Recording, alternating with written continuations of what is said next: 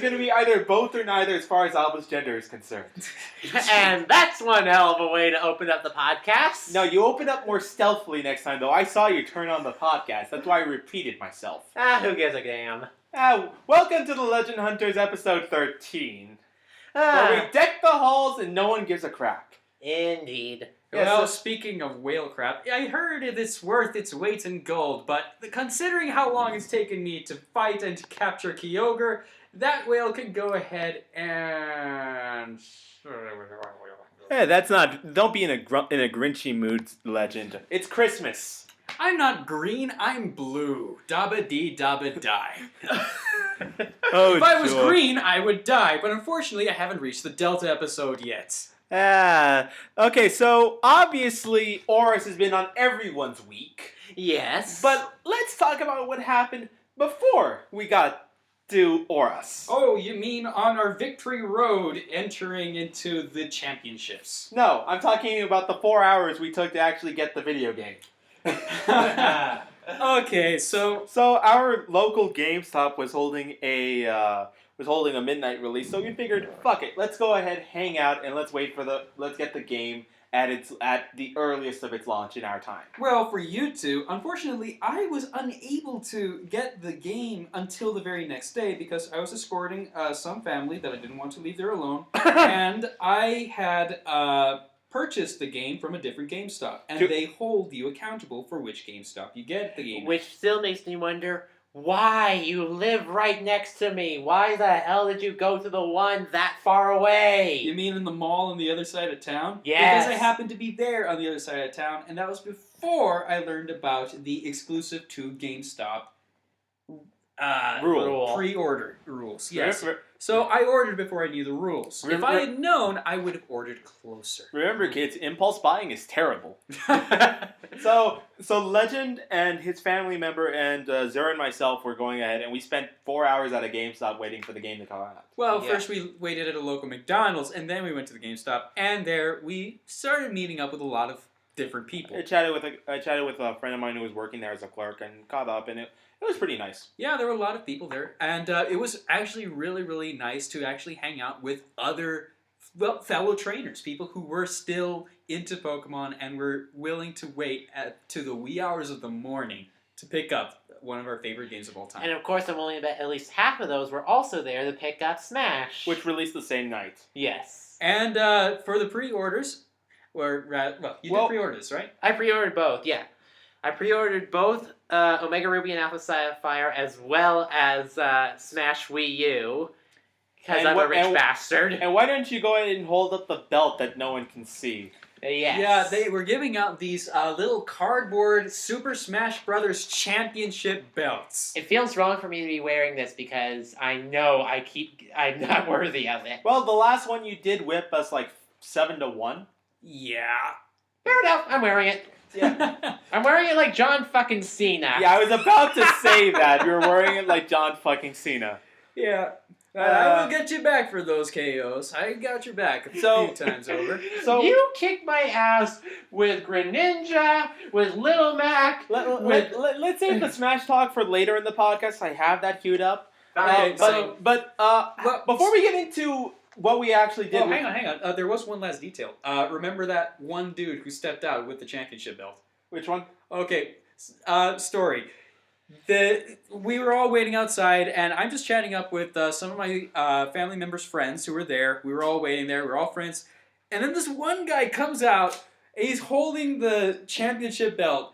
And then he looks at it and he goes, "I'm the champion." And then to the crowd, he raised the belt and goes, "I'm the champion!" at the top of his lungs. To which the whole line just roared and cheered. I think we disturbed the neighbors 2 blocks down. It was awesome. It was one of those rare moments that made me glad that I was there. One of those crystallizing moments of nerddom. Yes, it was. Yes, it was. And it was glorious. How was your week, Legend? My week? I've been busy writing and getting ready for... Dun, dun, dun! The finals. Ooh. Oh, yeah. I have not been getting a lot of sleep, ladies and gentlemen. It's been really fun. But in whatever off time I can get, I've been playing Oras, and I've Well, I haven't been playing as much Smash as I would like. Yeah, I'm the one playing more Smash lately, and I'm the one who never plays Smash until the day we actually get together. Well, the problem was you weren't playing Smash because you lost your cartridge. I still picked up a few of my old tricks, Sonny. Yeah. I can still whip you little whippersnappers however I can. What does that have to do with losing your controller? How does that relate to being old? I didn't lose my controller. I lost mean, your the cartridge. I mean, how does that relate to losing your cartridge? It relates nothing. It relates to him losing his mind slowly and painfully. Oh, I'd rather not get into that. I've only just gotten my sanity back. What sanity? But other games that I've been playing, a while back, I picked up Dragon Age Origins, and I picked it up based on some reviews that I heard. I heard it was a great game. If you love RPGs, I pick think it we're up. repeating ourselves. But I'd never really actually played it. I mean, I picked it up and I basically left it in the box for a little while. But then I went back to it, and yeah, there's a lot of interesting stuff that there's a lot of stuff there that I didn't see the first time. If anyone's curious, if you haven't heard of what Dragon Age is, it's Mass Effect in a fantasy setting with RTS gameplay. Yes. So basically, something that I will never touch in my life. Yeah, because pretty I will avoid anything made by EA, BioWare, like the plague. Well, not just that, but the RTS, especially for Origins, it's kind of clunky. It is clunky. I played about a good 4 or 5 hours into it, and I couldn't get the combat down. And the other part of it, it has a lot of weird things with the romance and the team building. So if you try to go ahead and woo a certain character, it can actually lock out 3 other characters who are on opposite alignments, who make the game much harder for you unless you're a healer. So yeah, it came out before Mass Effect, which is why it's like that. But again, I never really got into it either. But at the same time, it does have a certain charm to it. I mean, I did enjoy picking up the game because I never played a Mass Effect game. And I love the root options whenever they give it to you. Of course. Yes. I try to stay nice. But then I you end up honestly being a do. dick. Yes, but then someone looks at me and goes, "Why would you say that? You have embarrassed me in front of all of the children," and then they run off. Yeah. It's got its ups and downs. There's gotta be a kind of law for that in video games where you have the option to be good or a douchebag, and everyone always picks the douchebag option. Dude, the douchebag option is the best. In Yes. Fallout 3, you get the option of defusing a bomb in town so that you can live there, or blow up the town and get the penthouse in another area farther away. Everyone chooses the douchebag option because they want to see the nuclear mushroom cloud. I mean, it's a thing. I know, and there's gotta be some kind of physical law. I want to name it. It probably exists. It's probably on TV tropes already. Yeah, it probably is. How else was your week, Legend? What else? How else did I do? I've been focusing mainly on writing, actually. I did pick creative writing as my profession, and it's been a while. I've had a couple of...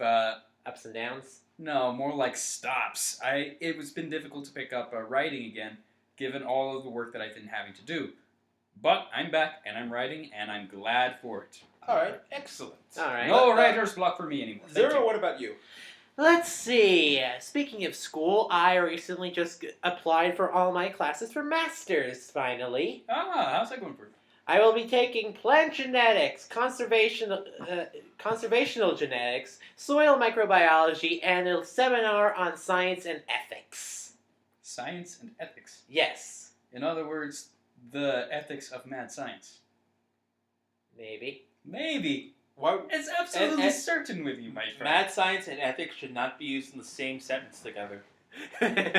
Yeah. Well, other than that, I have been, like Legend said, was playing Oras. Although, for me, I've beaten the game, but... You've beaten one game. You haven't beaten both. No, and odds are I'm not going to play OmegaRuby for Then quite why some... did you get the... Collectors? Here we are, busting our balls, our lovely Ultra Balls, trying to beat the one game, and here you are with both. And I'm saying, like, I won't play Ruby. Same thing happened with X and Y, too. Never played Y. I lost X. But, as I was But you'll be happy. There was some karma to that. You guys are going to enjoy this because while I was going up to Evergrande City, my DS broke. Yes, I that's do right. remember you showed us that later, Yeah. earlier in the week. I have no idea how this happened, but I broke the hinge on my 3DS XL. And when you say you broke the hinge, you broke the base of the hinge. You didn't just fall off the hinge. The hinge broke off with it. Yes! And I tried to super glue it back together. Didn't work. Not with that sort of break, my friend. No. So basically, I had to transfer everything back to my old tiny DS that's surprisingly working better than my other one. Yeah, the 3DS is better resolution because of the smaller screen, but it doesn't. I think the processors aren't as fast, but I digress. Yeah, so now I have to wait until the new 3DS comes out in the spring. So yeah, That is still the dumbest name for a device. They gotta change the name. they have to change the name. I mean, I'm pretty sure that's just I a mean, word. I could live with 3DS Plus. I could live with 3DS Ultra. Yeah, I would love 3DS Ultra. Yes, 3DS Ultra. That would be an awesome name. And there's no copyright on I mean, it. you go from Advanced to Ultra? Hell yeah. Yeah. Yeah. I could run with it. Who But- the fuck at Nintendo marketing decided to go ahead and say new 3DS? Yes, That's why? retarded and redundant. We could rant on this for days. But we're not going to because we only have an hour and 45 minutes. We've gone up to 2.5 hours, so... But fuck it, we're not doing Ravenloft today. Actually, that was for our Kenichi cast. Oh Hey. yeah, oh that was Kenichi Cast? Oh yeah, Yeah. that's right. Yeah, we're big fanboys. Yeah. So, Yeah, you two are, not me. Okay, so what about don't you? don't lie. You, Leo, how have you been on this week? I've been doing good. I'm getting into the business of homemaking gifts for my folks for Christmas. Oh. So I have some I've been doing some planning on making presents and doing them at home for once. So that's been getting me acquainted with the power tools. Speaking of which, I got your acrylic. Oh yeah. I forgot to pick it up the last time I was here. So Yeah, I'll go it's ahead on the counter. So. Yeah. But yeah, I've been doing that. I went back to Killer is Dead for a little bit. Great game. Oh no. The DLC mission, for whatever reason, comes out with a really black, with a purplish blue hue on my screen, so it makes it really hard to see elements. But the rest of the game is pretty awesome. Okay. Yeah, I'm really enjoying it. I've been playing Oras too. Whoa, they made a sequel already? What? Oris 2. Oh. Terrible joke, Legend. Terrible yes, joke. it is, but damn it, I needed something. I've been rolling over. I've been rolling over character sheets for Ravenloft. I have more designs on my head that I've been working out. When don't you have another character design? And how many characters are you running at this point? Technically, I'm still only at 2 or 3 because I keep scrapping them after certain points because I learn new things or I figure But out assuming they have not been scrapped, how many would you estimate? Actually, has to think about this. 6, I think. Holy crap! 6, and I have to revise 3 of them. Not counting 2 more that I still haven't figured out how to implement. So I mean, it's a work in process. It's a work in process. Jesus, tap dancing Christ on a bicycle, man. How did How do you I would tap love to see that. How do you tap dance on a bicycle? It's very simple.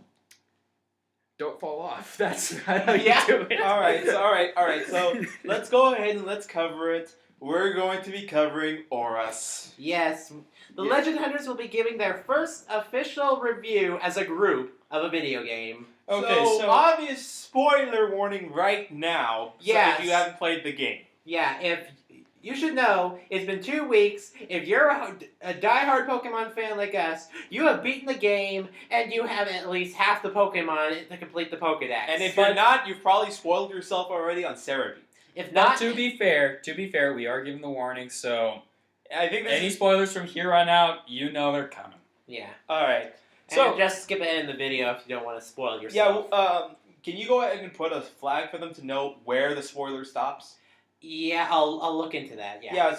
Zero will go ahead and do that so that way if you are wanting to avoid spoilers, he'll go ahead and put something there so you can jump ahead into the podcast and listen to something else. All right, now without further ado, let's get to the meat and potatoes of this video. They have the gall to go ahead and play the original opening on the Game Boy Advance before starting the game proper. It was amazing. That's bullshit. That's awesome. That would imply universe within a universe. No, what I'll I'm get more to that later on, but universe within a universe, it starts off with that. no, what I am thinking is that was actually like a pre-recorded message from Birch to the main character. Bullshit!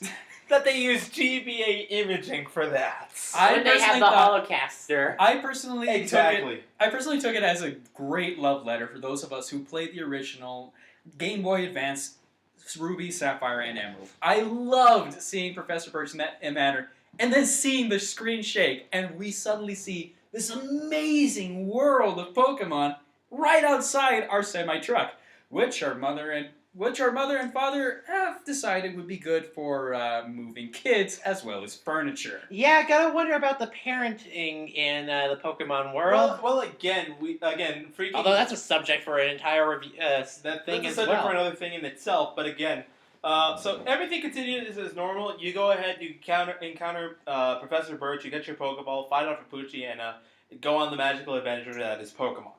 Yes. With certain differences. Of course, the X and Y mechanics are wonderful and awesome, and if you decide to hang around in the grass outside of Petalburg City for a little while, you'll basically break the game right there, thanks to Ralts now being a fairy type. Well, there's a lot of things that break the game, but that's barely the tip of the iceberg. For starters, Dexnav. Dexnav! So, yes! we had the shaking grass back in Generation 5, and it carried over a little bit into... Did it carry over to Generation 6? No, not really. No, it did carry over to Generation 6 in X and Y, but they brought in a completely new mechanic in the sneak and in creeping up on the Pokemon. So, Yeah. you can encounter, like in Generation 5, shaking pods of grass. Mhm. But you cannot simply just walk up to them. No. You must you must channel your inner solid snake and tiptoe towards the Pokemon in order to catch them before startling off. And you look like a really weird doing it. Well, again, they're doing the whole thriller-style step. Yeah. However, there's advantages. Every time you encounter a Pokemon, its search level goes up by 1, depending on the number of times you see it. As that search level goes up, in the wild you have a higher chance of the Pokemon having an 8 move as a starting off move, its hidden ability, or anywhere between 1 and 3 perfect IVs. Which is phenomenal. In addition, it also increases the chance of shininess with that particular Pokemon as you raise the search level. Yes, and also you can actually search for that individual Pokemon by itself instead of just searching for hours and hours. Tap the Pokemon's icon in the Dex Nav when you're in a route that has catchable Pokemon, and the Dex Nav will root out a Pokemon randomly for you. If it shows up, you can sneak to it like a normal encounter. Keep in mind, you have to have caught the Pokemon already. Right. If not, you're going to have to go ahead and keep searching for it again until it actually activates. Yeah. Although generally, if you go into a Poke Center or have a black screen transition, that normally resets it if you're having trouble. Okay, so why are we freaking out about this? Because this basically took away a lot of the hard effort that we had to go through in just finding the Pokemon. Yeah. I honestly love it. On top of still synchronizing and hints and using a Sweet Scent to go ahead and get swarms, it makes grinding and catching a lot easier. Yeah. Yeah. Speaking of grinding, they removed a lot of that with one mechanic that I wish they had not brought in from X and Y, the experience share. Then again, I'm actually kind of happy they brought the experience share back because this game arguably had a harder curve stepped up than some of the other ones. Uh-huh. And then again, they reduced the bulk of that by dropping Brawly's level, which is part of the reason why it was so ball-bustingly hard at the start. Yeah, Brawly was... I think it jumped from like level 14 to 19. To 19, and I think he's just like 16 or 17 in ORAS. Yeah, he's around 16 or 17. Yeah, let me go ahead and get the strategy guide just to double check. While he's doing that, though, I do have that problem with X and Y's experience share in that they give it to you so early. I would have no problems getting it after Flannery. When did they give it to us? In Petalburg Woods. Right, because that's when you save the Devon's Goods guy, and that's when you get it. Yes. Yeah. Oh, you saved my life. Here's the game breaker. Yeah. Oh, God. Okay. I left that thing off just so that I could continue to enjoy the game. Yeah, Brawly's I Pokemon, did he had a Machop at level 14 and Makuhita at level 16. Granted, for those of us who are OCD about levels, that's a perfect thing to have on. Yeah. So I mean, and again, it's not ball bustingly. That's about the time that it gets a little bit hard if you haven't been equally grinding everyone up at the same time. For me, I didn't even have my full team up until I beat Norman. So I mean, it definitely helps, especially if you get something like if you add like say a Feebas to your team and you didn't transfer from X and Y. Yeah. It definitely helps you power up that way. Speaking of Feebas, did they bring back the mechanic for finding Feebas? No, they did not. Thank God! Feebas is very easy to catch, and here's why. There's a bridge on Route 119 where you cross from the Weather Institute. The Weather Institute over to the rest of the route, right? Okay. If you go under that bridge during the day, you have a 100% chance of getting Feebas, regardless of what kind of rod you're using. I'm going to go surf under that bridge. In addition, you can now level up Feebas into My Lotus the same way you did it originally, which was with Pokeblocks. But if you don't like Pokeblocking, you can always just do the prism scale. Do the prism scale, which is bad. So it actually has two ways of evolving, which is, I believe, the first Pokemon to have that. Two ways to evolve into the same form. Yes, I believe so. Which is pretty interesting. Okay, those are game mechanics out of the way. Either by feeding it the beauty or just sticking the beauty on it. Yeah. Okay, so the teams are back. The admins have great personalities. Oh God, they have more personality than ever before. They were pretty one-dimensional in the first games. No, they had no personality at all. Now they have plot relevance. Yes. So obviously, Team Magma, which is only in Auras, has Maxie, Tabitha, and Courtney. Who is a new character found on the stage. No, Courtney was there. It's just that she wasn't as appearance. Yeah. Just like how Shelly didn't appear in the first time you went to Mount Chimney, and she only appeared in the base. Mm-hmm. Shelly is the same way too. Uh-huh. So they were there. They just weren't as prominent as they are now. They have character, they have plot, and there's more encounters with them that you get to see. Yeah, and those encounters are extremely meaningful now. They also have extra side characters. They have Adarane for the secret bases, and they have Lucia for the contests. Yes. Who is also Wallace's niece. He has a niece. There's a whole family behind him. This is Wallace's niece.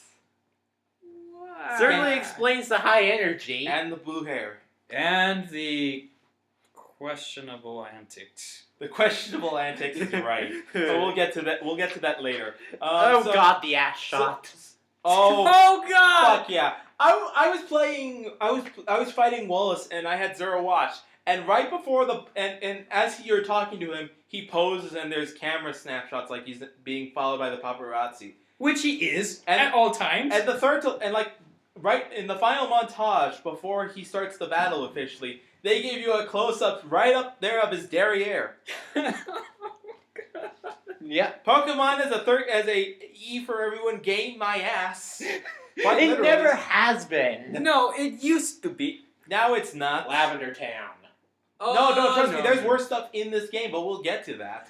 So, one of the new mechanics that there is the ability to ride Latios or Latias, depending on which game you got. Because you get them early on in a forced encounter. Yes. Right Why after did Norman, I actually. pick up Fly? Why did I teach Fly to my Pokemon? Because you can ride on the back of Latios or Latias after you save the world from Groudon or Kyogre. Without having to teach them Fly. Further, without even having them in your party. Without even, yeah, that's right. Yeah, they just pop out of the box and say, "Hello, you called? Here they give you a lift." And you can catch mystical legendary Pokemon after certain conditions are met, catch flying Pokemon, land anywhere, by the way. Any city, any route, any location on the map. You can go to Mount Chimney, you can go to Sootopolis, you can go anywhere in the world. Not to mention that you're not safe up in the clouds. No, you'll actually have sky battles up there. Only without the sky battle mechanics of only being able to use flying Pokemon. Yeah. Right. Which is awesome. Yes. Also, this is the only time you've ever been able to break the 6 Pokemon rule, I realize. Yes. Because you can have 6 Pokemon in your belt and ride Latios as the 7th. Yes. Or the Latias as the 7th. Mm-hmm. So they're breaking a lot of rules in this generation. Breaking a lot of rules, rewriting a whole lot of rules. Alright, so I kind of need to make an amendment to what I said last podcast about the Delta episode. It's not DLC. It's the post campaign mission. Okay. Which is wonderful. But before we get into that, I think we should preface this by talking about the main plot with the teams. Okay, so of course we've got our all-time favorite eco-terrorists Aqua and Magma out to change the world for the better. Yeah. Though I have to say, I think that Maxie is more interested in real estate options than actually saving anyone. Maxie's more interested in creating more land to help develop humanity. Archie is trying to expand the seas to help Pokemon.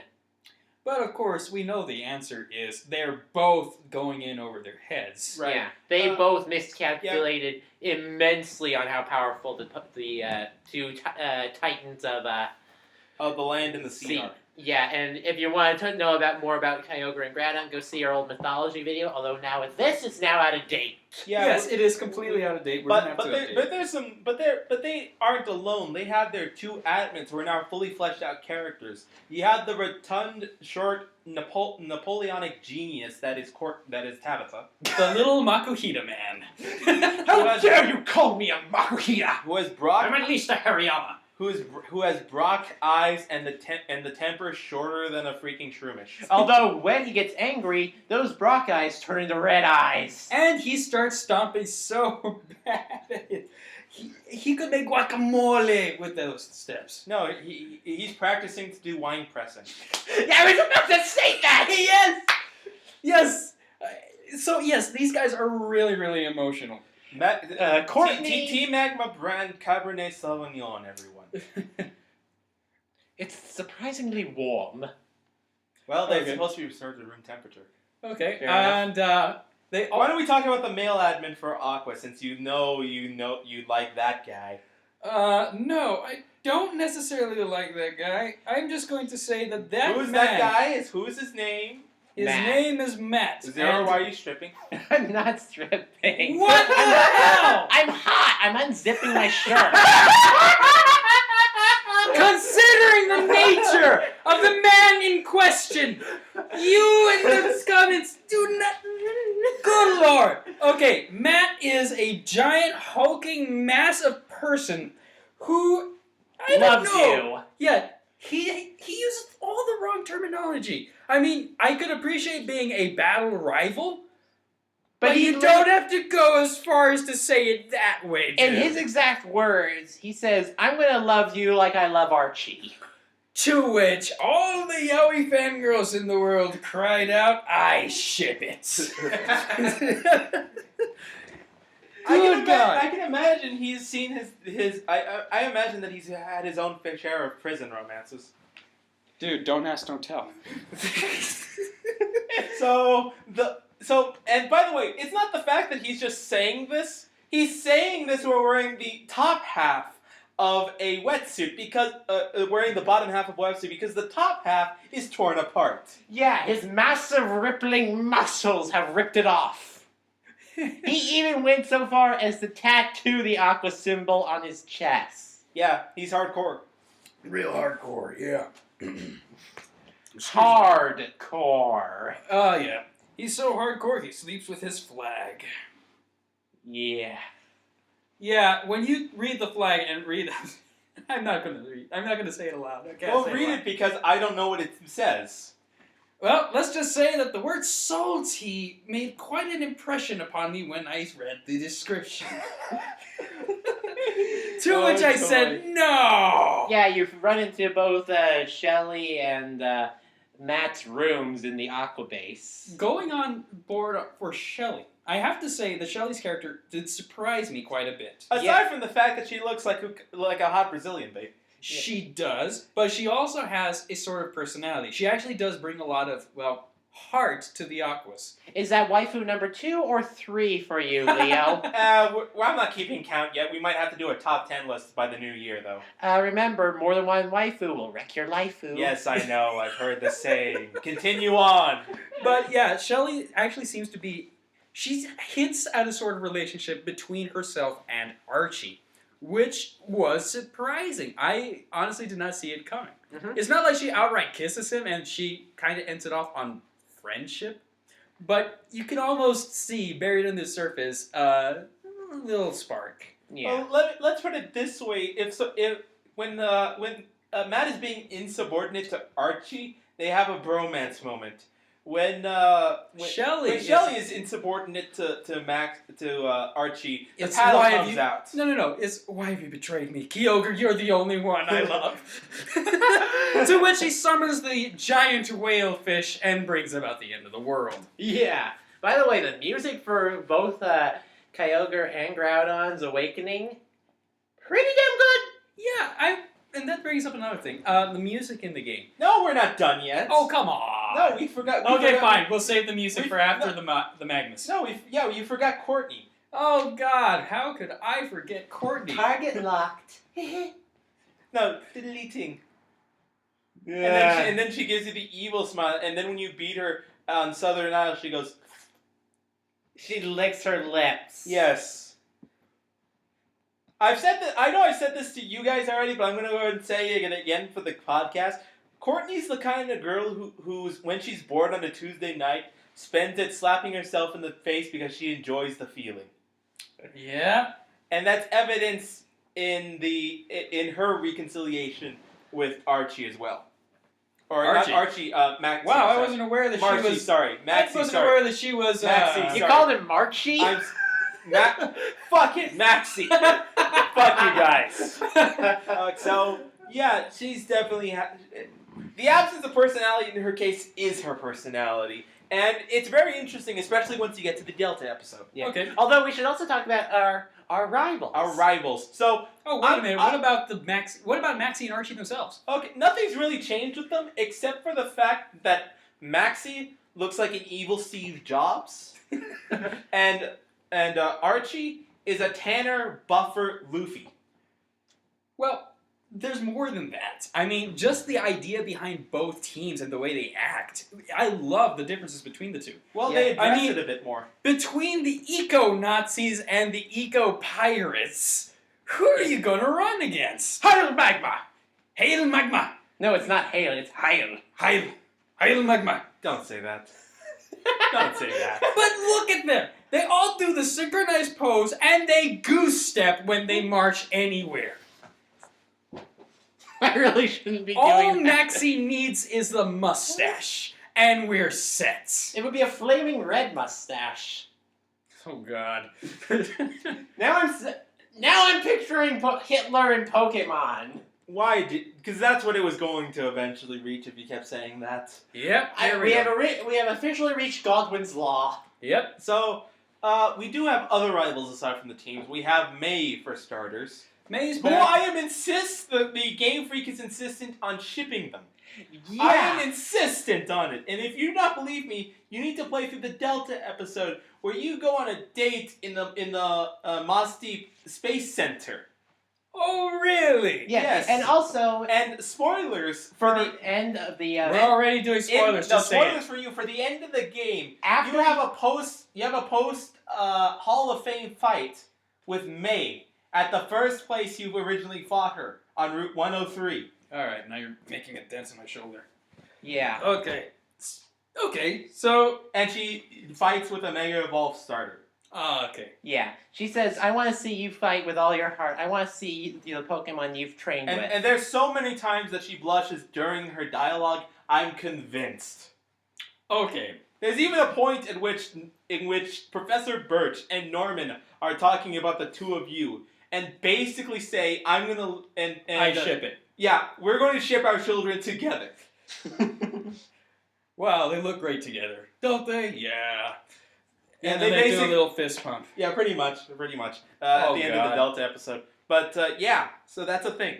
And now we shall move on to Wait a minute, we have one more rival. Wally. Wally, who got a lot more emotional background and a lot more character development, And one hell of a battle theme. which is only played once. Fwah! Senpai, please teach me your ways. Why were you jerking your hands like that? Why did you have to say it that way? Why would Wally shake his hands like that? Why would Wallace? Oh, God. Because Wallace and Steven swing that way? Actually, that's another shipping. Which is Oh, also God. hinted at the end of the Delta episode. What? Yeah. Yeah. Wallace says that he is Steven's knight. The shipping meter has gone into overdrive, ladies and gentlemen. It has reached critical mass. It's going to explode. We're having a meltdown here. But nevertheless, You had to say explode. it's better than eruption. Why am I talking like you today, Leo? I don't know. The infection is spreading. Oh God. Nevertheless, Save me. Wally has a good fight at the end of Victory Road like he does in the first game. Only And this time he brings out the Megas. he brings out his Mega Gallade as was shipped in Korokoro. It wasn't shipped. It was revealed in revealed. Korokoro. We got shipping on the brain. Well, we were just talking about it. So, yeah, it was a really great thing. The gym's got some nice overhauls, especially for Brawly. Yeah. Brawly's gym. I could rant for days on that. That is a safety hazard right there. I don't know which are the bigger dumbbells. The ones you left lying on the floor in the dark, or the big one that you've got sitting on your skull. So, I want to make... Why? So, I just want to make this point that I don't know about Game Freak itself, but think about it for a second, that Brawly is a light blue-haired fighter who has dark skin, a lot like a similar Muay Thai underworld death god from a certain anime that we all watch. Yeah, there's a big difference. He actually has sleeves. Yeah. And he doesn't go apapa. He might as well. He might as well. But they severely nerfed. There's a lot of adult jokes in this Pokemon game. Oh yeah. Example. There's a scene where you actually, when you go to do the new Marvel thing, you go to talk to Watson in his house, and when you do so, you talk to an Ace trainer who says, "Thank you for looking after my husband." Okay, but what's the joke? The Ace trainer is Watson's wife. The Ace trainer. And if you've seen the Ace trainer, difference. and if you've seen the Ace trainers, they're pretty young. Yeah. They're not like the Ace trainers in X and Y who are actually adults. Okay, and what does that one guy on the roof say when you walk up to him? Nuggets are serious business, or what is this? Yeah, nuggets are serious business. Then there's also in the apartment complex in Marvel City. There's a lone shark. No. There's a dude who's being chased after a lone shark. And after you watch the cutscene play and you talk to the lone shark again, he gives you the Lopunny Knight, which he took from the dude who he's collected from as a loan. He says, this thing's basically worthless to a guy like him, so you take it. And that's how you get your Lopunny Knight. There's also other things. Yeah. For example, fucking Phoebe's room. Dear God, I was shocked when you showed me that. Oh, what is it about Phoebe's room? There's a ghost in Phoebe's Elite Four room. When you talk to her in her cutscene, there's a little girl who pops out in two parts of the cutscene. One of them, she's sitting on the chair That's in the corner of her room. You only see it for like the last 5 frames before it fades out. And then there's But then it opens up. Hang on. Are you talking about her Elite Four room? Yes. And then when it flashes back, you're actually looking through the ghost's eyes, who gets off the chair and walks towards you. Then it fades, and then it's back to the normal camera scene of you talking to Phoebe. And then you see right behind your character is the little ghost girl. I'm still stuck in Lavender Town. to which Legend and the which By the Zero. way, I need to explain that to everyone. By the way, to Zero and I, when we first saw this, my first reaction was, "Oh my God, it's Phoebe's dead sister." Then came my second response, "Oh my God, it's Phoebe's dead daughter." To which Zero responded, "Both." Yes. That's some fucked up shit right there. I'm saying it's both because I'm willing to bet there'll be interpretations of both for the upcoming creepypastas. Yeah, that's creepypasta fuel right there. Not to mention there's also other creepy things such as... Oh yeah, like the one girl in Mount Pyre. You are not the one. She is back. Why is she back? And alive. And... alive. Technically. No, then there's also the stalking spiritomb which you encounter in C Marvel. Oh, joy. which you get once you unlock Dive. By the way, that was one thing that I did not see come. See Mauville. Holy crap, what the heck? Wow!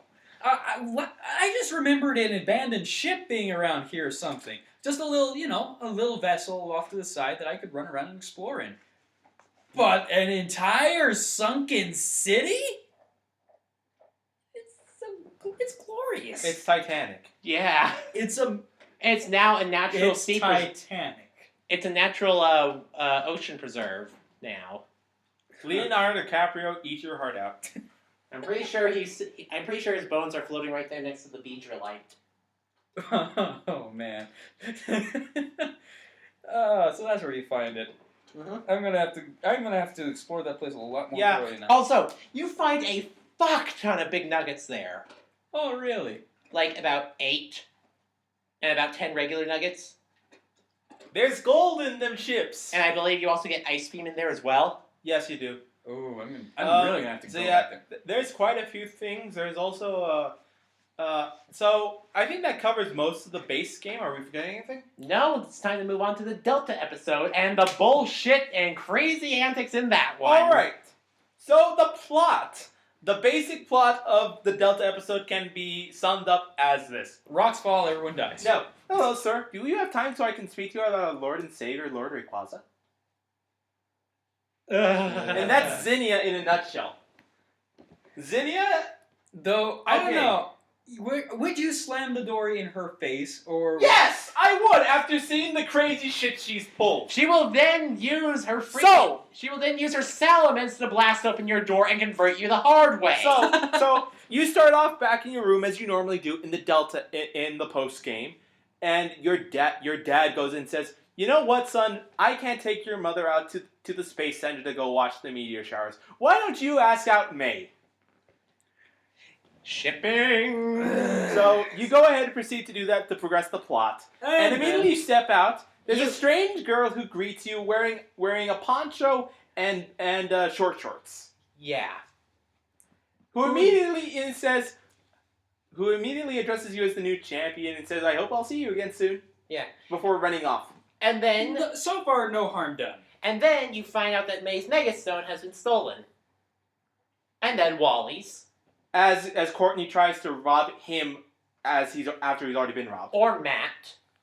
Or Matt, if it's that case. Yeah. Or Matt Matt or Courtney, depending on the version. Yeah, Matt and Courtney depending on the version. So then you go ahead and you get called by Steven to go ahead and go to Devoncorp. Yeah. He goes in and tells you, "So listen, there's a giant fucking meteor coming towards us. We have to figure out how to destroy it." Yeah, otherwise everyone's gonna die. So you have to go to the cave where you met Steven the first time around and pick up a meteorite there. Only to find Zinnia's beating you to it. Yeah, and then you battle her. It was simple enough. I mean, it's a easy 50-52 level battle. Yeah. Not too hard. So she goes ahead and then she posts the end question to you. Yeah. Is what you're doing based on ideals or the truths that exist in this world? And Hey, if you know the truth, and if you're following your truth, how much of the truth do you know? To which she basically leaves, and then you're summoned back to, I think, Mossy?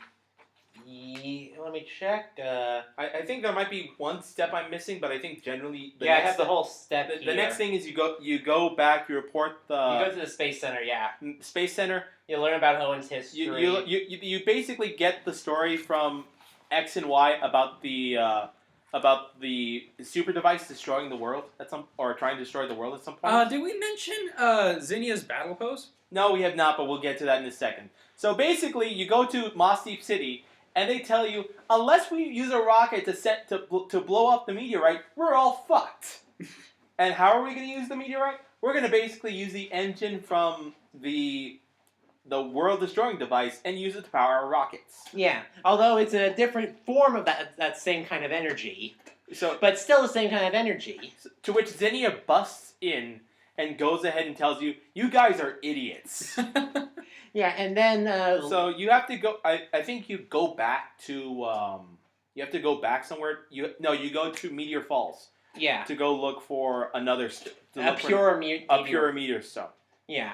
You don't You find Zinnia's grandma. talking to Steven, Yes. who goes ahead and explains that there's a Whole cult around Rayquaza. there's an ethnicity of people. It's an ethnicity Yes. of people called Draconids who believe that Rayquaza saved the world back years ago from Primal Groudon and Primal Kyogre. And even before that, from meteors falling. From meteors falling. And that Mega Rayquaza is the progenitor of all Mega Evolution. Huh. So, you go ahead, you do that. You get called back to Devoncorp because Magma's ruining the place. Or Aqua. Or Aqua. You go ahead, you battle 3 or 4 grunts.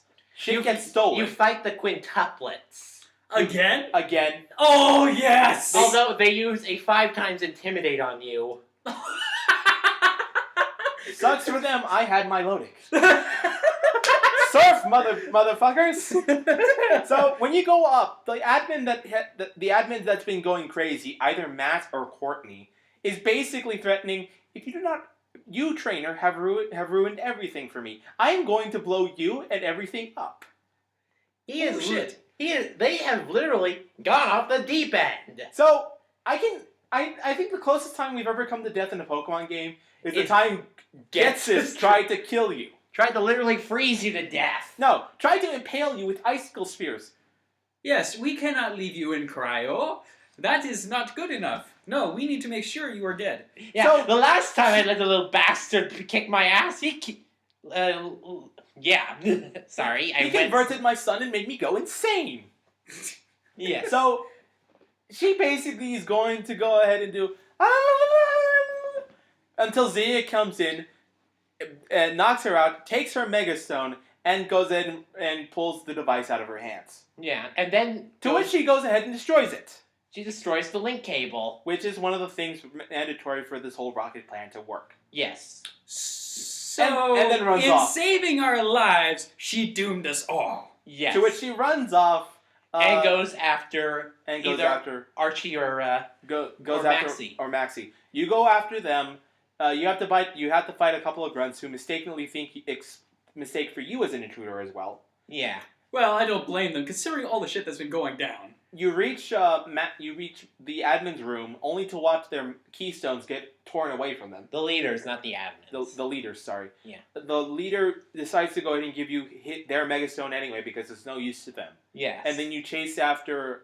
You're supposed to chase after... Zinnia. The problem is that she went to Sky Pillar, which you apparently need special permission from Wallace to do. Yes, he is one of the last of an ancient race, much like the Draconids. The called Cetopolians. Cetopolidians. He's one of the original Cetopolians, so he can trace his heritage back.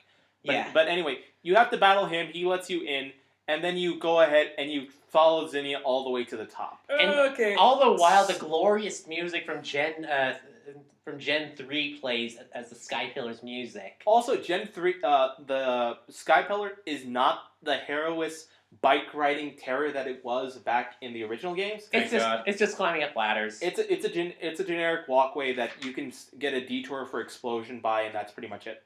Yeah. And all the while, Zinnia is talking about the story, how Rayquaza is Lord and Savior, before you reach the top. Yes. When you initially reach the top, then she starts playing the violins.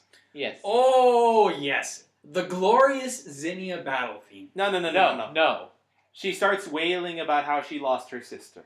Oh, and then she picks out the violins. No. She laments. She laments about the fact that she's lost her sister, has now named her Whisper after her sister, and also laments the fact that she is the lore keeper and is supposed to help stop this whole thing with all the weight of the world on her shoulders. And that's supposed to be the thing that is supposed to make her relatable. Yes. Bullshit. She is crazy. She is nuttier than a Christmas fruit cake. Example is immediately shown after you have to discuss it with her. She knocks you out. You technically come back to the same time. Because when you go up the stairs, it's immediately night, regardless of what time you play it as. Yes. And then after her discussion for her backstory, she knocks you out. And you wake up. And you wake up in your current time as if nothing had happened. So, yeah. Nuttier than a fruitcake. So she goes ahead, takes all the keystones she's stolen, and prays to them to summon Rayquaza down. Who comes down? Who goes in and says, "What do you want, bitch?" And she tries to ask him to stop the meteor. but he doesn't have enough power to Mega Evolve. Furthermore, he doesn't Mega Evolve to her. Yes. So She literally goes like, she literally falls down to her knees and like, oh god, I'm fucked. only for the meteorite that you have in the first place to activate, you give it to Rayquaza, he eats it, and then he recognizes you as the rightful heir. Which made everything that she just did Pointless. absolutely pointless. Pointless. So insert the fight for Rayquaza. to capture him. Insert the fight to earn the right of Dragonic Ascent. Well, no, she gives you Dragonic Ascent, And then you then you fight her. So now we can talk about Zinnia's battle. Zinnia has the single best theme that I've ever heard in a Pokemon game. It's a great theme. Yeah. The problem is the rest of the trainer. She is completely crazy, and if you see her battle animation when she starts the fight, She's basically dangling her arms and looks absolutely primal. Yeah. She's about and she's got a creepy stare. Like, Courtney, like I said, Courtney is the kind of girl who slaps herself to entertain herself. Zinnia's the kind of girl who, on the first date, takes out the fuzzy handcuffs and says, turn your arms behind your back. Yeah. No. I'd say you wake up. You go on the date. You find yourself waking up in a room you've never seen before. And With the fuzzy handcuffs on. Yes. And she's bringing out the big toys. Yes. With no lube. Ugh. Now that was a step too far. Yeah. I always go a step too far. So you beat her because level 70 Rayquaza against level 60 team means this is no contest. Dragonic Ascent, Dragonic Ascent, Dragonic Ascent, Dragonic Ascent. God damn, that's an amazing move. You don't even need Dragonic Ascent, just Dragon Balls and that'll kill him. Yeah. Yeah. But again, it's an easy fight, Great theme. which doesn't allow you to soft reset for nature. No. And then it immediately is followed by the most epic rock song I've ever heard for a Pokemon game. Which culminates in the Deoxys fight. Yes. Which you also No. You mentioned the fact that you actually smashed through the meteor. With a tackle that is almost on equal terms with a Giga Drill Break, yes. While holding on for dear life while you're in low orbits? Holy shit! Yep. And all the while, and then after that, the mysterious triangle appears, which looks familiar to people who played the first generation. No, it will not look familiar unless they got the actual, Mystery gift. Mystery Deoxys was a mystery gift, so no, you wouldn't recognize him. But either way, Deoxys comes out, you have to capture him. He's 10 levels higher than Rayquaza anyway. At And level 80, he's a bastard. yes, and here's what he did. His only two attacking moves are Psycho Boost and Hyper Beam. Which he used Hyper Beam on my Mega Rayquaza. Critical hitted, one-shot knockout. So much for Rayquaza being the ultimate dragon. Technically he still is. Yes. Well, we'll get to that later. So that's the last thing before you go to the battle resort, and then the actual post-content starts. Overall, fun game. Yeah, Hell yeah.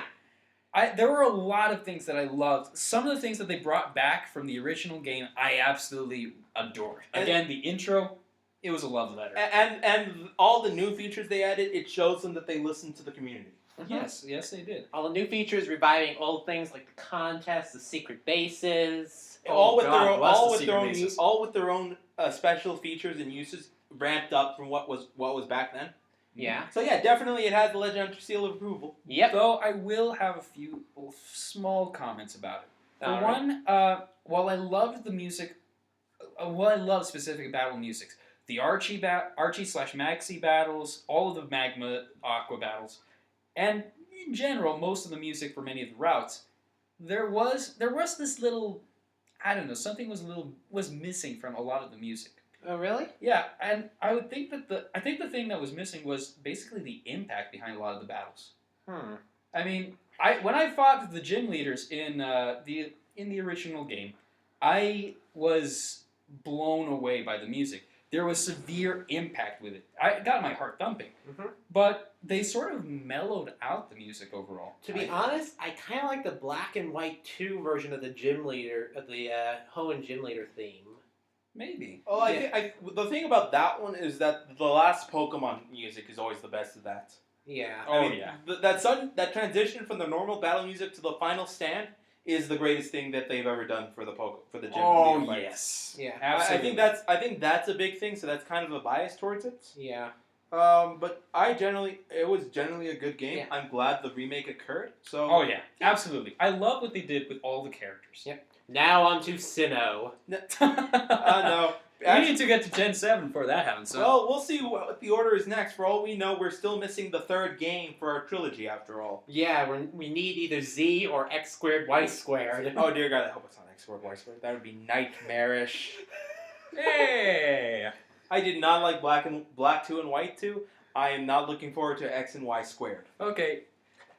I did like Black 2 and White 2 a little bit. I like the fact that they had more stuff to do after the game. Yes. Yeah, the stuff that they brought after the game. I did forget to mention mention this. They're fucking dropping the Pokemon World Championship on us again. Really? In the Battle Resort, there's a ton of you can go talk to the people there, and a lot of them mention the PWC in blue text. Oh, really? Like it's coming. It's motherfucking coming, like the Battle Resort, like the battle like the battle tower? like the Battle Frontier. Oh, Yes. gosh. Yes. Please bring Yes. back the Maybe Battle the Battle yes. Frontier. Yes. Gentlemen, Yes. let the hype yes. intensify! Yes! So overall, looking forward to more Oras. Yep. We're looking forward to Pokemon DLC. Yes. Yes. So, yes. speaking of DLC, Shiny Beldums, guys, they're already out. Please receive them as quickly as possible. That's your only chance to get Metagrossite. Yep. All right. Although I believe later on, Steven will give you a Metagrossite within the game, if I'm not mistaken. Oh, really? Yeah, I think that's also a possibility if you didn't get it. Like, if you already have Glalie, you won't find the Glalie inside Shoal Cave. Really? Yeah, Okay. That's because I couldn't find the Glalie in Shoal Cave. Okay. So if you did get the content beforehand, then they will not repeat themselves. Oh, okay, cool. Cool. Yeah. All right. Okay. 'Cause, What else is new? So the Eon tickets are out in Japan and the UK. We're waiting, Nintendo. Bring that shit over here, damn So it. apparently, the 15 people that get that get it from the official source are supposed to take it to game stores and redistribute it there. Oh, really? So we could expect something similar in the States as well. Although hopefully it's not going to be 15 people. It's going to be more like 100, maybe. given the size of the states. Yeah, like one in every major city. No, I would say one or two in every major city, just to account for size and everything. Okay. But yeah, so hopefully they have a contingency plan like that for the states. The Eon tickets allow you to get the other Eon Pokemon that you didn't get in your game. You get Latios in Ruby and Latias in Sapphire. So you get the opposite in those games with the Eon ticket. And you already have the Mega Stone for them already given to you by your mother after the end of the Delta episode. Right. Which you also get Gardevoirite as well. No, well, you get a lot of the other Megastones once you beat the game. Gardevoir is one of them. Gallade is one of them. There's a couple of them. A lot of them open up at post Delta episode. Yeah. Okay. But there's more than Like Looker gives you the Audinoite. But there's a lot of stuff. So Speaking of ites. So actually, did I mention Looker at all?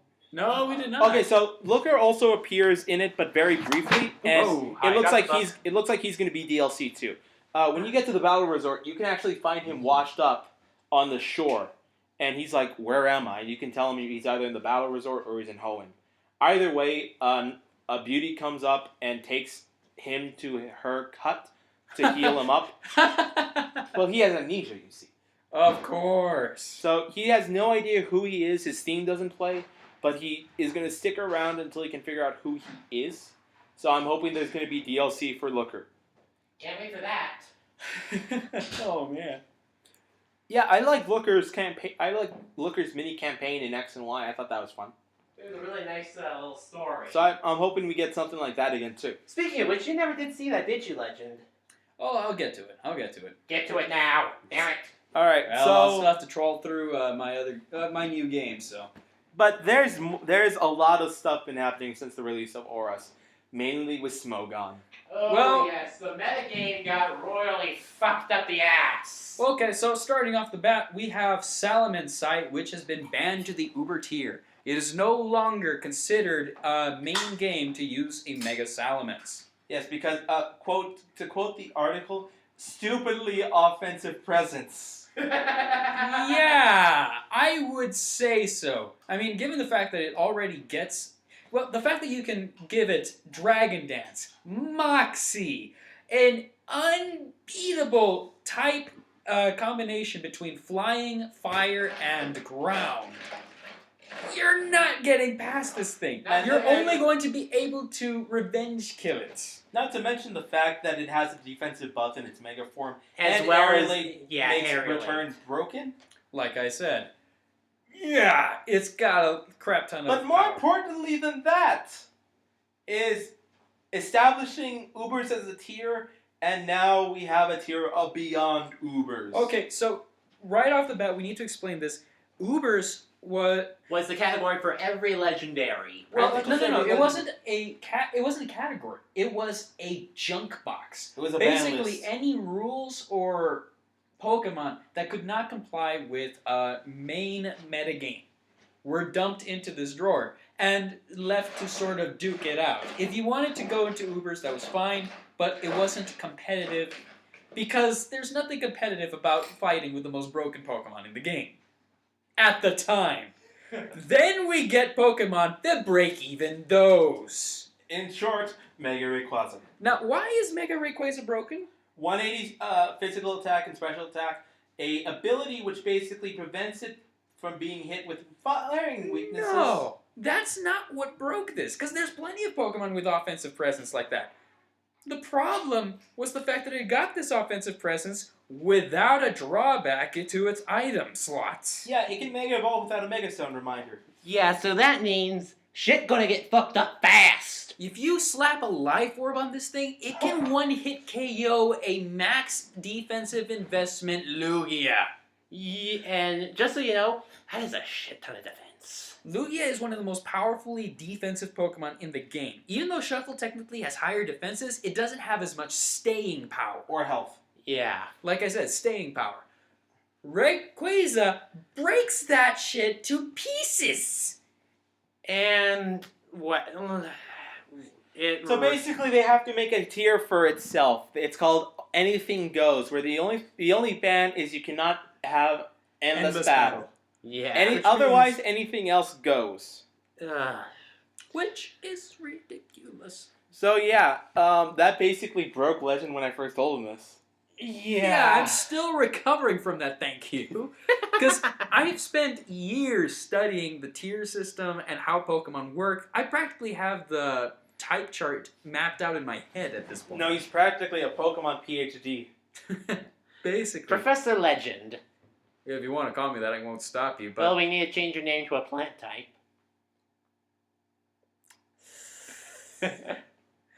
Anyway, it was just a huge shock because, well, all of that work and study into all of these Pokemon is just, well, it's gone out the window. There's no longer a, let's just say I'm never going on the line ever again for Pokemon.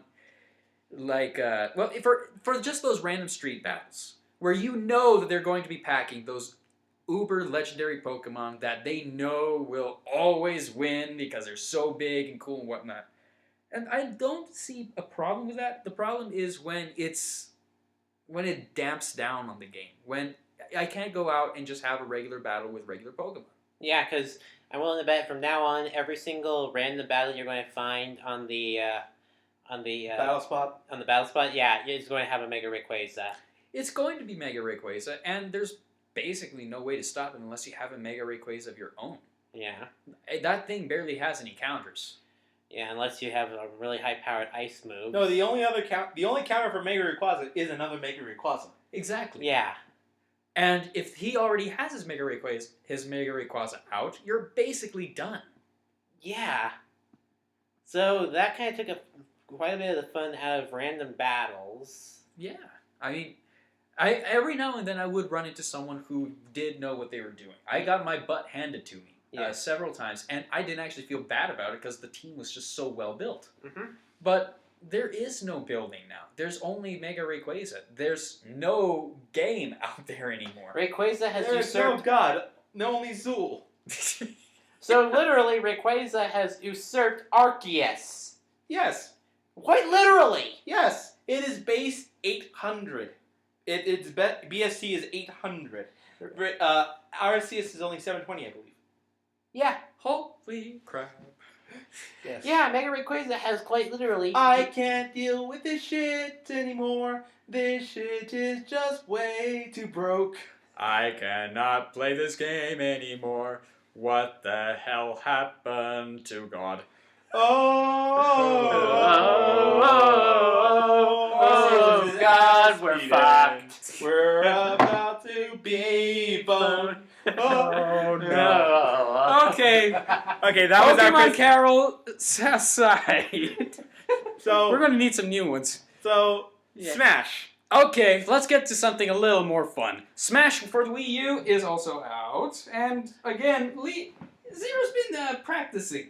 For once. Yeah. For once, after the amount of times we've had to deal with your malarkey, you're finally practicing. You're finally realizing how good you can be. Yes, and I am kicking your ass. By the way, my preferred characters to use are Lucina, Marth, Ike, and is there any other ones that can kick your asses?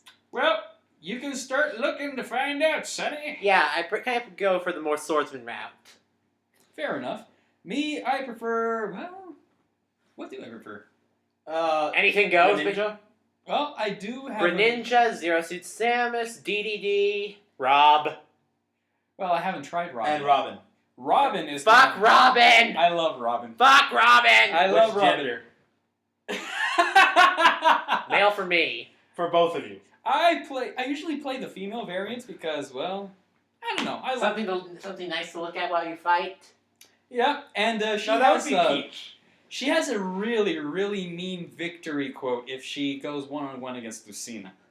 It is hilarious. What did she say? How could you protect Chrom if you can't even protect yourself? Ouch. While standing back to back with Chrom. Ouch. Ooh.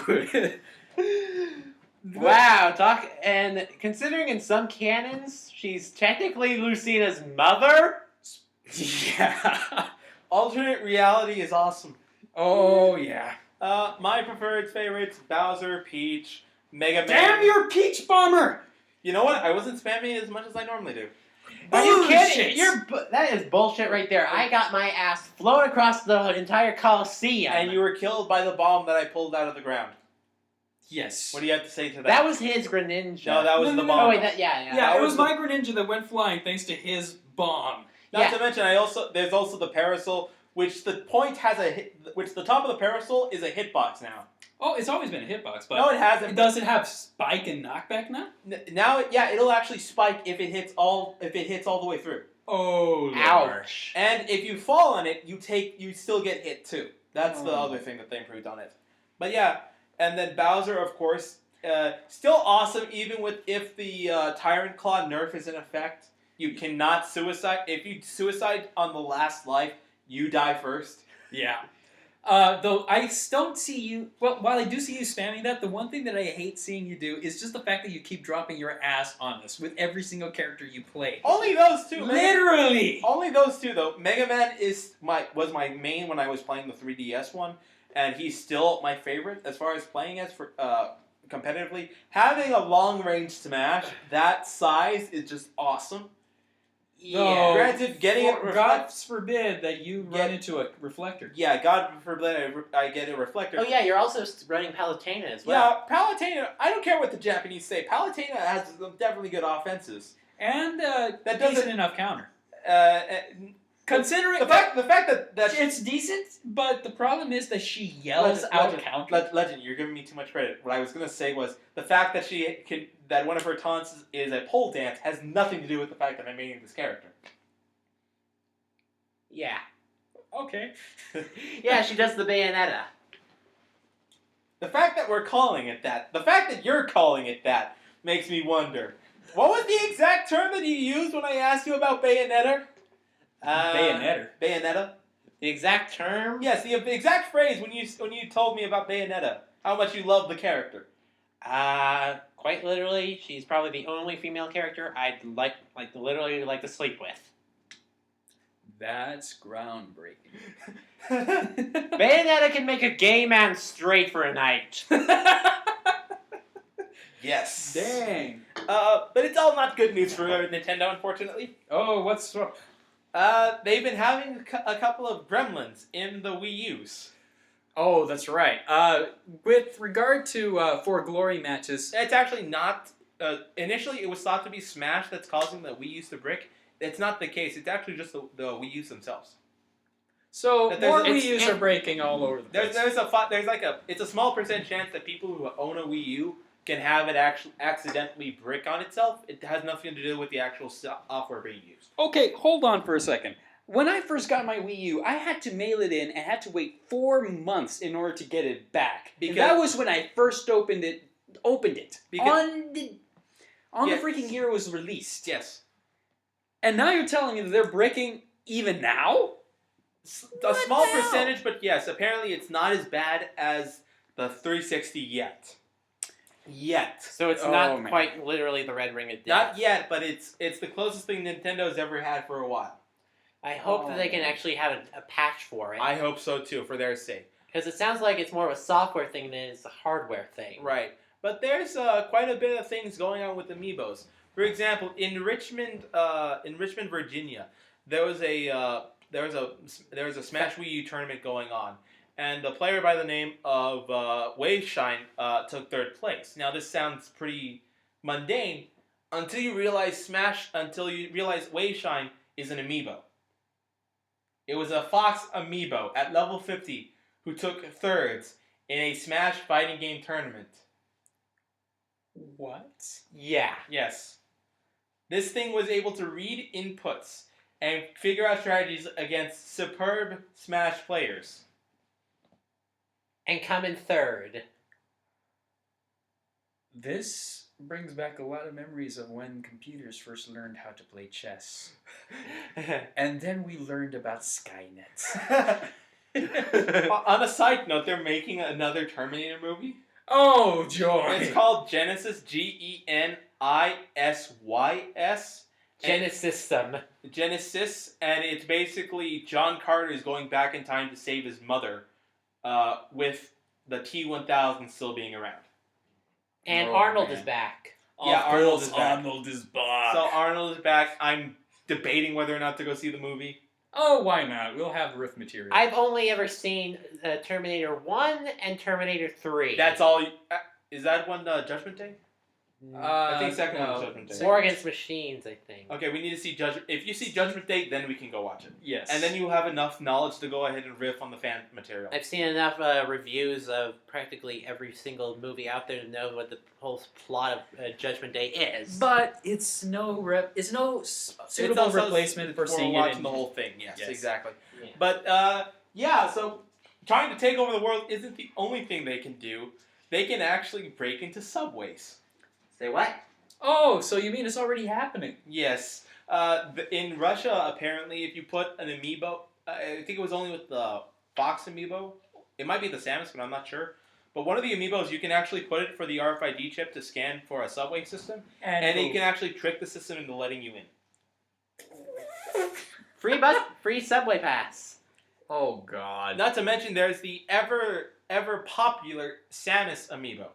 Ah, you mean the one with 2 arm cannons? Yes. Yes, that is going for almost $100, right? $1,000. $1,000. $950 was the highest I've heard so far. That's pretty nuts. Well, it's not entirely unheard of. Factory errors on Yu-Gi-Oh cards drives the price up for that card a lot too. Mm-hmm. So I mean, it's not entirely unheard of that these double arm cannon Samuses are going for hundreds of dollars. But it is still pretty cool. I mean, I want to see the next Metroid with a dual wielding Samus cannon. Granted, that's awesome too. So yes. I would like to see that as well. But that's definitely something we should look forward to.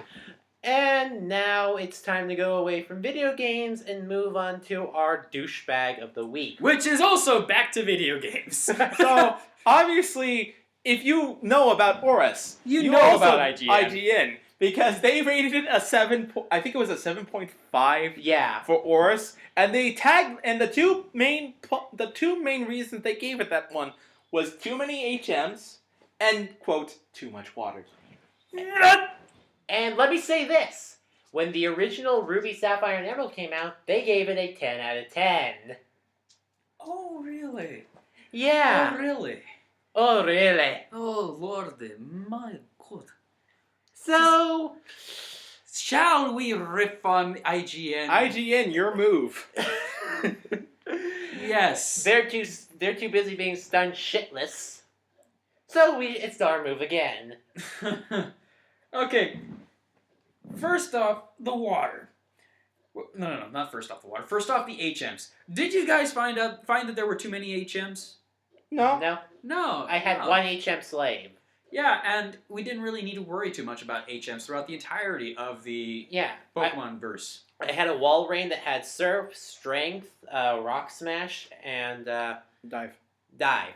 And I had my Swampert have Waterfall, and I was set. And Waterfall is actually a really good move for Swampert. And even then, it's not really a big thing because it's only used for progression, and you can switch back to it immediately after you're done using it, so it's not a big deal. All right. Yeah, I didn't really have a big problem with it. But too much water.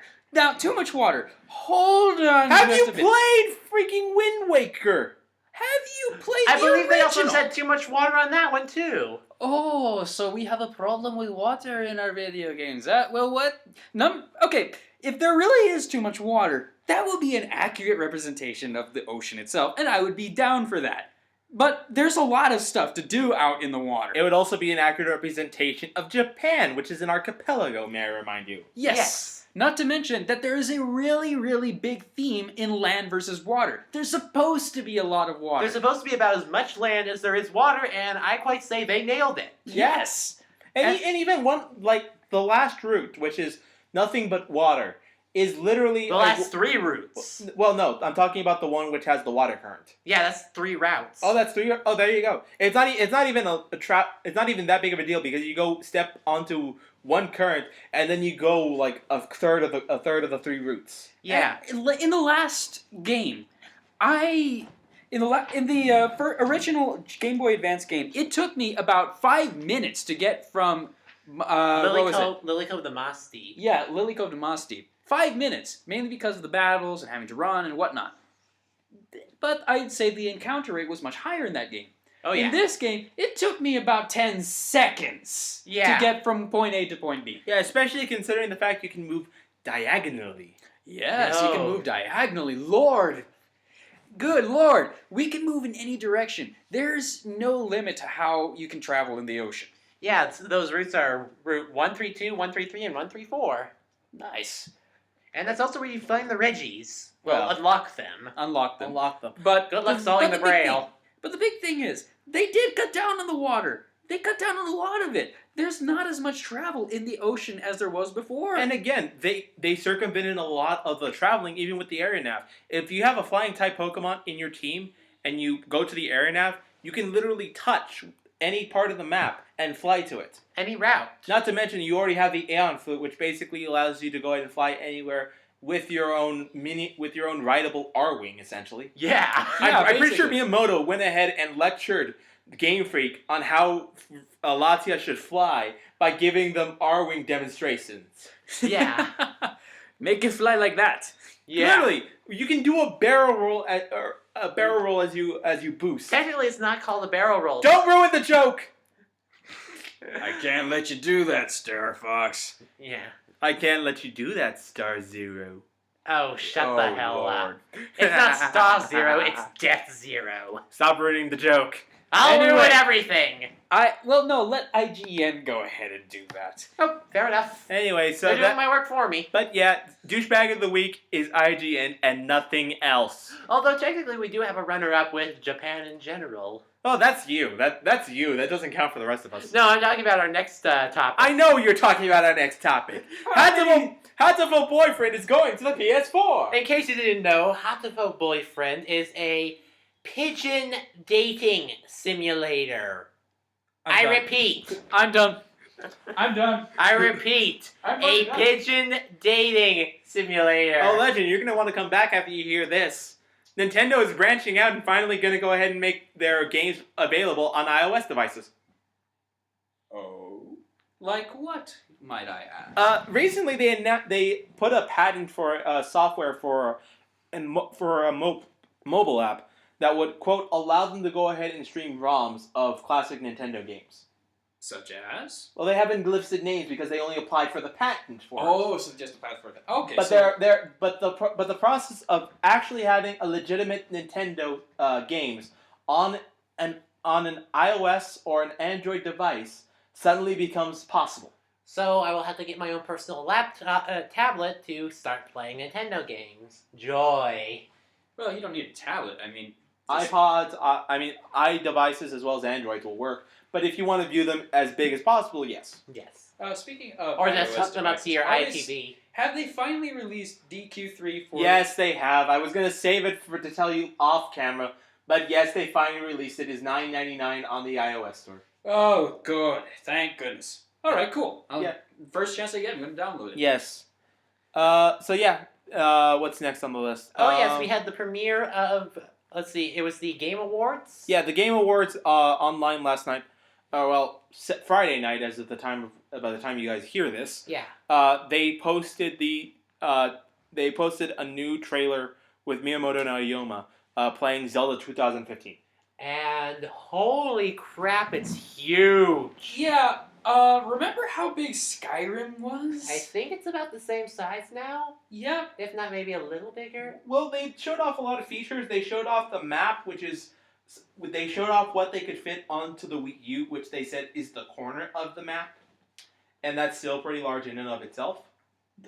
This game looks like it's going to be absolutely massive. It is truly going to be sandbox. There's auto control on Epona, which means that she rides without you having to constantly navigate her through trees. Which means that you can save on broken sticks on your controllers. Yeah. And even better, you can go ahead, dismount, and shoot arrows like you're in a Spike Lee movie. Well, basically, you enter bullet time, like in Max Payne. No, you know that clip where Link jumps off in the teaser? Mhm. You're able to do that in the game. Yes. Yes. So Which it was- is freaking badass. Also, it seems like in this game, Link is more of an archer than he is a swordsman. At least from what we've seen so far. Well, if I can hit them before they can hit me, it makes sense. Yeah. But, well, they do seem to have added a little more about archery in this game, So from what we can see. Yeah. Right. So let's see what else. Let's see how they take it. So far, it looks good. Oh, also, they did confirm that they're releasing the next Star Fox, before the next Zelda. Yeah. Ooh. Well, technically. Oh, God. Well, technically, it's going to be God. out in between Zeldas. Are they going to keep the same voice actor that they got for Smash? That's a good question. Oh, God, if they do. Remind me, what does the new Fox sound like? Here I come, here I come, here I come. Did someone step on his masculinity at some point? What happened, Fox? Here I come. There's a difference. Wolf will walk away in embarrassment after listening to that. I don't need to shoot this guy down. He's got his own problems.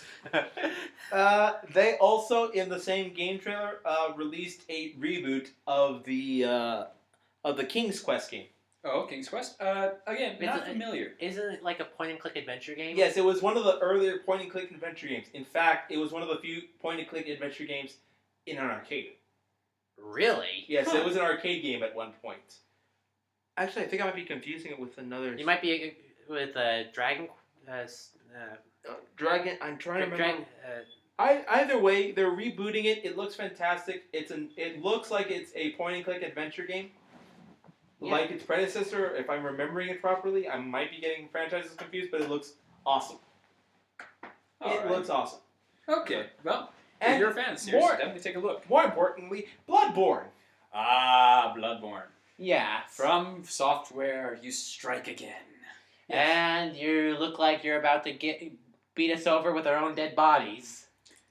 Well, in when you died in Dark Souls or Dark Souls 2, you kind of disappeared into a little pile of dust, and you could pick up your bloodstain. Well, this time, imagine the bloodstain is. I'm pretty sure the entire west wing of the entire mansion has been painted a lovely shade of your blood crimson.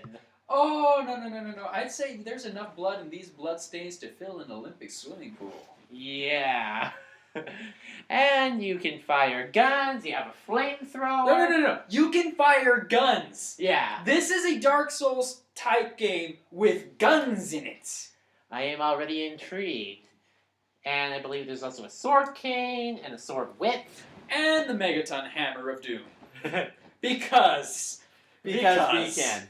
Yes. Because we want to be like Smaug again. Oh, Lord. Okay, so there's also a patch for Dark Souls 2 coming out next spring called Scholar of First Sin. And it's going to be like an automatic download, I remember you telling Well, me. it's not so much as a okay, so it's like for the Prepare to Die edition that was released.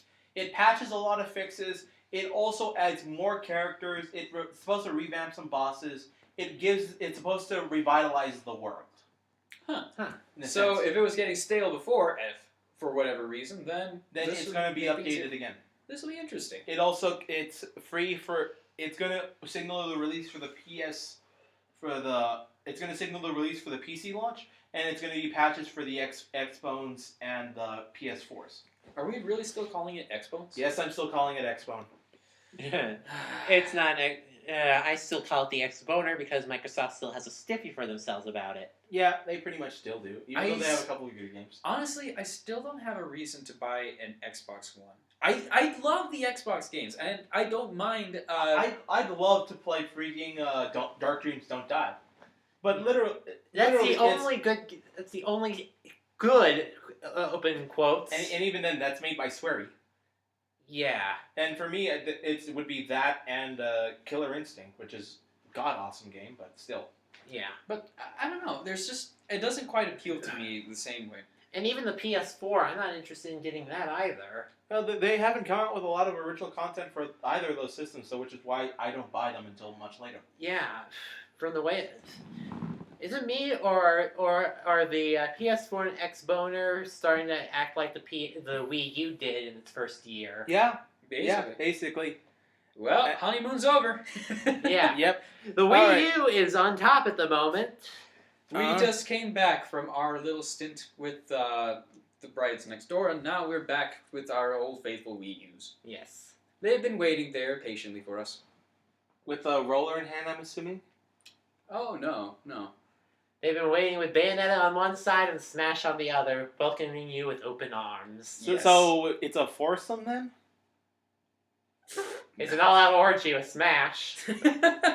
Yeah, with 8 people, I bet it would be. Yeah, God. The Wii U is one crazy chick. Yeah. And we wonder why we left her.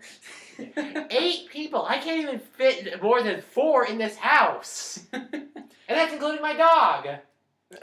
So remember when we were having that big evil debate about Florida food handling laws? Florida food handling. Remember the priest who got... Oh, yeah. Didn't he get arrested again? Yes, Yes. he did. Oh, man. And then Anonymous came back.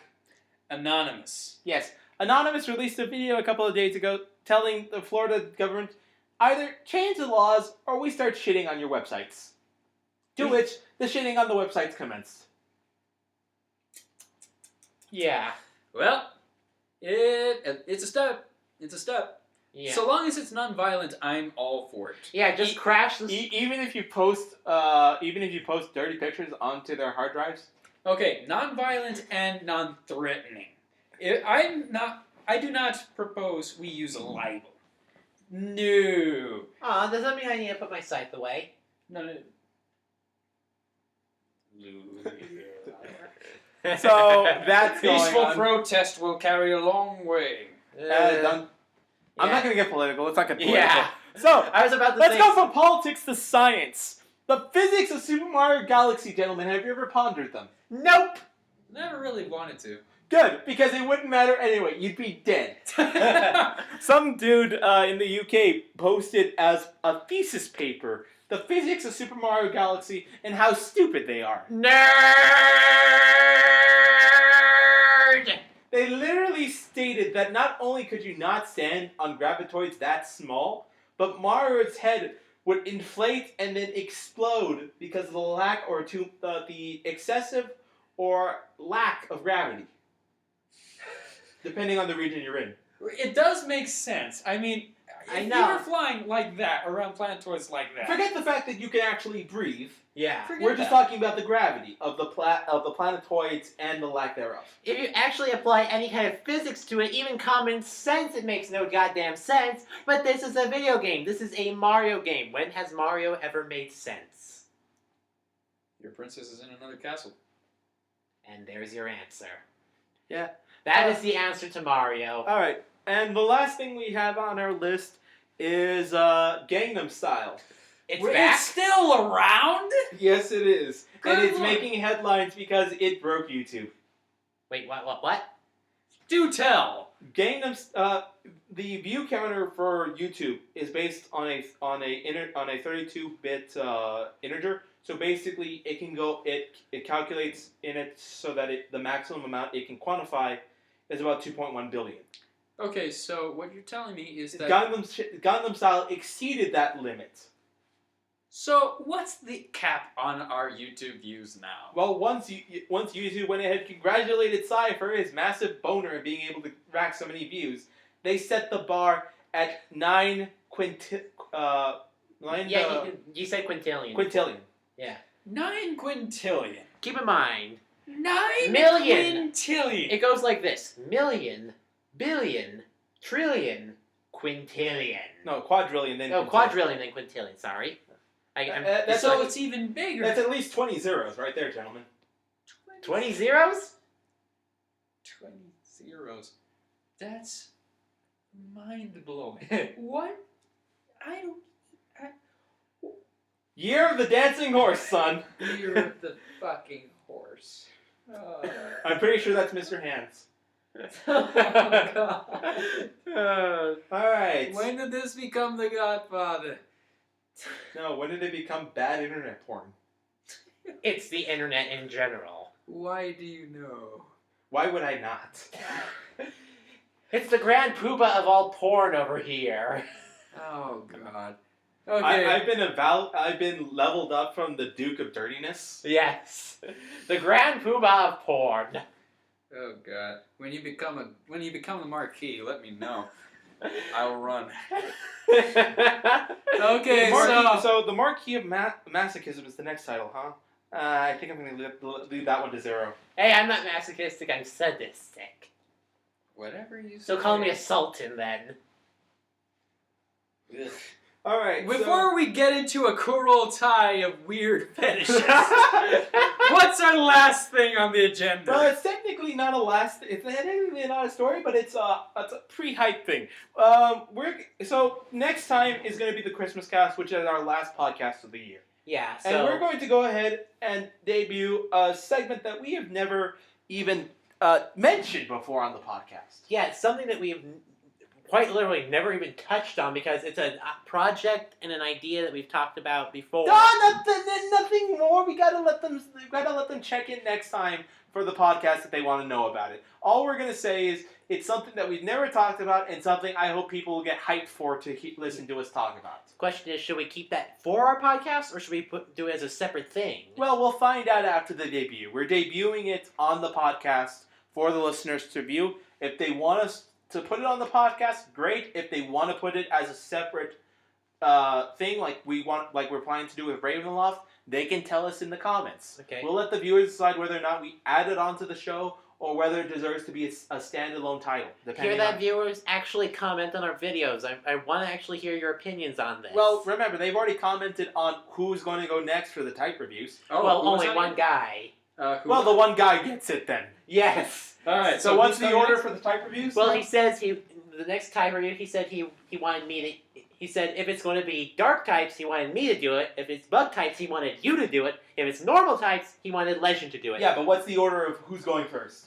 Legend. So looks like I'm up to bat.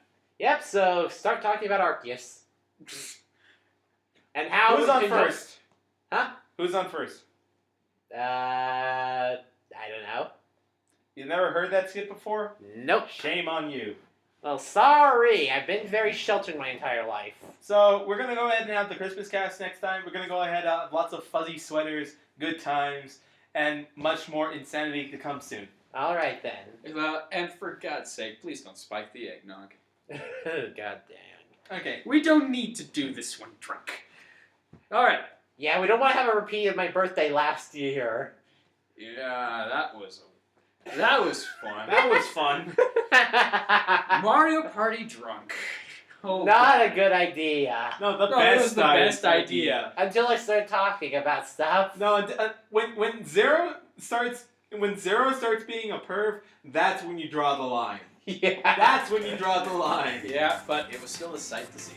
All right, this has been Leo Force. This is Death Zero. And this is still at the end of the video. Legend, I'm just signing out. Later, guys. We will all see you for the X-masCast. Ciao.